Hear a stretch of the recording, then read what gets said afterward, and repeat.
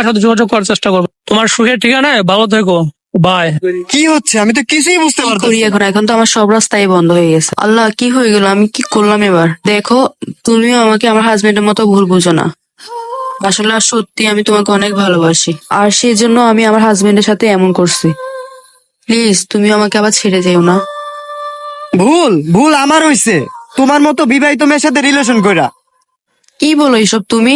তোমার জন্য আমি আমার হাজবেন্ডের সংসার ভেঙে তোমার কাছে আসছি। তুমি কিভাবে ভাবলা যে আমি তোমাকে নিয়ে ঘর সংসার করব? আল্লাহ, কি বলে ওইসব? তুমি আমার ফ্রেন্ডের সাথে প্রতারণা করছো, আমার সাথে করবা না যে তার কোনো গ্যারান্টি আছে? সরো। আহ, আল্লাহ, কি হয়ে গেল এটা আমার সাথে?